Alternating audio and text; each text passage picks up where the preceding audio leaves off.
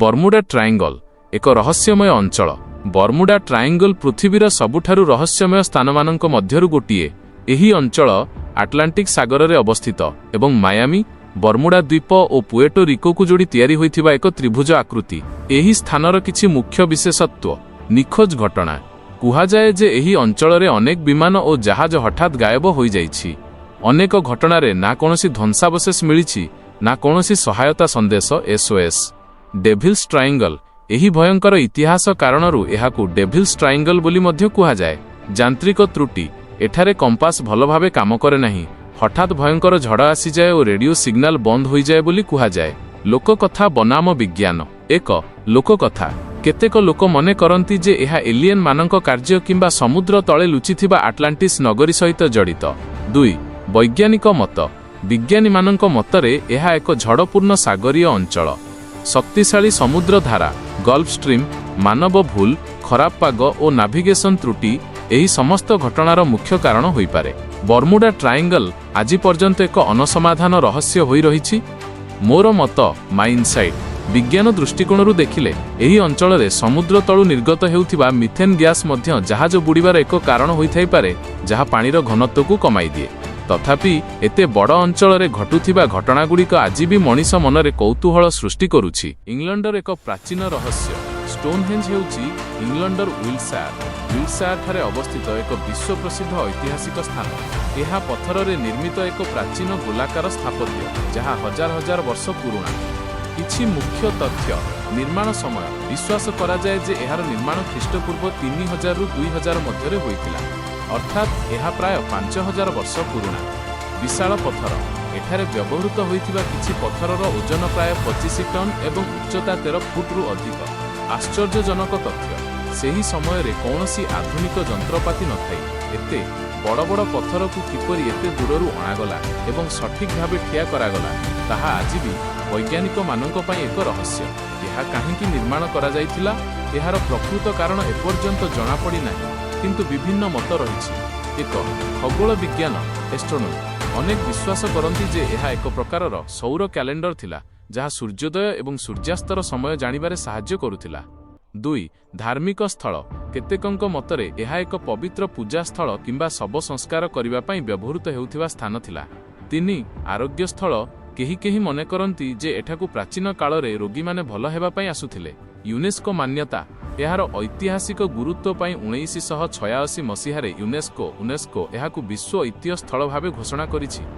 Stonehenge ଆଜି ମଧ୍ୟ ଦୁନିଆର ସବୁଠାରୁ ଆକର୍ଷଣୀୟ ପର୍ଯ୍ୟଟନ ସ୍ଥଳୀମାନଙ୍କ ମଧ୍ୟରୁ ଗୋଟିଏ। ମିଶର ବା ଇଜିପ୍ଟର ପିରାମିଡ୍ସ ଅଫ୍ ଇଜିପ୍ଟ ସାରା ବିଶ୍ୱର ସବୁଠାରୁ ବଡ଼ ଆଶ୍ଚର୍ଯ୍ୟ ମଧ୍ୟରୁ ଗୋଟିଏ। ହଜାର ହଜାର ବର୍ଷ ପୂର୍ବେ ନିର୍ମିତ ଏହି ବିଶାଳ ସଂରଚନାଗୁଡ଼ିକ ଆଜି ବି ବିଜ୍ଞାନୀ ଏବଂ ପର୍ଯ୍ୟଟକମାନଙ୍କୁ ଚକିତ କରିଦିଏ। ଏଠାରେ ପିରାମିଡ୍ ବିଷୟରେ କିଛି ଗୁରୁତ୍ୱପୂର୍ଣ୍ଣ ତଥ୍ୟ ଦିଆଗଲା। 1. ଏହା କାହିଁକି ନିର୍ମାଣ କରାଯାଇଥିଲା? ପ୍ରାଚୀନ ମିଶର ରାଜାମାନଙ୍କୁ ଫାରୋ କୁହାଯାଉଥିଲା। ସେହି ସମୟର ଲୋକମାନେ ବିଶ୍ୱାସ କରୁଥିଲେ ଯେ ମୃତ୍ୟୁ ପରେ ମଧ୍ୟ ଜୀବନ ଅଛି। ତେଣୁ ରାଜାମାନଙ୍କ ମୃତଦେହକୁ ସୁରକ୍ଷିତ ରଖିବା ପାଇଁ ଏହି ବିଶାଳଗୁଡ଼ିକୁ ସମାଧି ଭାବେ ବ୍ୟବହାର କରାଯାଉଥିଲା। 2. ମମିର ରହସ୍ୟ। ରାଜାମାନଙ୍କ ମୃତଦେହକୁ ବିଶେଷ ପ୍ରକାରର କେମିକାଲ ଓ କପଡ଼ା ବ୍ୟବହାର କରି ସଂରକ୍ଷିତ କରି ରଖାଯାଉଥିଲା, ଯାହାକୁ ମମି କୁହାଯାଏ। ଏହି ମମି ସହିତ ସୁନା, ଗହଣା, ଖାଦ୍ୟ ଏବଂ ସେମାନଙ୍କର ପ୍ରିୟ ଜିନିଷ ମଧ୍ୟ ପିରାମିଡ୍ ଭିତରେ ରଖାଯାଉଥିଲା। 3. ଗିଜାର ମହାନ ପିରାମିଡ୍, ଗ୍ରେଟ୍ ପିରାମିଡ୍ ଅଫ୍ ଗିଜା। ଏହା ବିଶ୍ୱର ସବୁଠାରୁ ପ୍ରସିଦ୍ଧ ପିରାମିଡ୍। ଏହାକୁ ରାଜା ଖୁଫୁଙ୍କ ପାଇଁ ନିର୍ମାଣ କରାଯାଇଥିଲା। ଏହା ପ୍ରାୟ 4500 ବର୍ଷ ପୁରୁଣା। ଏହାକୁ ତିଆରି କରିବା ପାଇଁ ପ୍ରାୟ 23 ଲକ୍ଷ ବିଶାଳ ପଥର ଖଣ୍ଡ ବ୍ୟବହାର କରାଯାଇଥିଲା। ପ୍ରତି ପଥରର ଓଜନ ପ୍ରାୟ 2ରୁ 50 ଟନ୍ ପର୍ଯ୍ୟନ୍ତ ଥିଲା। 4. ନିର୍ମାଣ କୌଶଳ, ଇଞ୍ଜିନିୟରିଂ ମାର୍ବେଲ। ସେତେବେଳେ କୌଣସି କ୍ରେନ୍ ବା ଆଧୁନିକ ଯନ୍ତ୍ରପାତି ନଥିଲା। ତଥାପି ଏତେ ଓଜନିଆ ପଥରକୁ ଶହ ଶହ ଫୁଟ ଉଚ୍ଚତାକୁ କିପରି ନିଆଗଲା, ତାହା ଆଜି ବି ଏକ ବଡ଼ ରହସ୍ୟ। ବୈଜ୍ଞାନିକମାନଙ୍କ ମତରେ ସେମାନେ ବାଲି ଉପରେ ପାଣି ପକାଇ ପଥରକୁ ଘୋଷାରି ନେବା ପାଇଁ ରାମ୍ପ ବ୍ୟବହାର କରୁଥିଲେ। ଗ୍ରେଟ୍ ସ୍ଫିଙ୍କ୍ସ। ପିରାମିଡ୍ ପାଖରେ ଏକ ବିଶାଳ ମୂର୍ତ୍ତି ଅଛି, ଯାହାର ମୁଣ୍ଡ ମଣିଷ ପରି କିନ୍ତୁ ଶରୀର ସିଂହ ପରି। ଏହାକୁ ସ୍ଫିଙ୍କ୍ସ କୁହାଯାଏ। ମନେ କରାଯାଏ ଯେ ଏହାର ଜଗୁଆଳି ଭାବେ କାମ କରେ। କିଛି ଆଶ୍ଚର୍ଯ୍ୟଜନକ ତଥ୍ୟ। ତାପମାତ୍ରା। ବାହାରେ ପ୍ରଚଣ୍ଡ ଗରମ ଥିଲେ ମଧ୍ୟ ପିରାମିଡ୍ ଭିତରର ତାପମାତ୍ରା ସବୁବେଳେ ସ୍ଥିର 20 ଡିଗ୍ରୀ ସେଲସିୟସ୍ ରହିଥାଏ। ଦିଗବାରେଣୀ। ର ଚାରିକୋଣ ପୃଥିବୀର ଚାରୋଟି ଦିଗ ଉତ୍ତର, ଦକ୍ଷିଣ, ପୂର୍ବ, ପଶ୍ଚିମ ସହ ପ୍ରାୟ ସଠିକ୍ ଭାବେ ମିଳି ରହିଥାଏ। ମିଶରରେ ଏହିପରି 100ରୁ ଅଧିକ ପିରାମିଡ୍ ରହିଛି। ପେରୁର ନାଜକା ଲାଇନ୍ସ ହେଉଛି ପୃଥିବୀର ଅନ୍ୟତମ ବିସ୍ମୟକର ଏବଂ ରହସ୍ୟମୟ ସ୍ଥାନ। ଏହା ଦକ୍ଷିଣ ଆମେରିକାର ପେରୁ ଦେଶରେ ଥିବା ଏକ ବିଶାଳ ମରୁଭୂମିରେ ଅବସ୍ଥିତ। ଏହି ସ୍ଥାନ ବିଷୟରେ କିଛି ରୋଚକ ତଥ୍ୟ ନିମ୍ନରେ ଦିଆଗଲା। 1. ଏହା କ'ଣ?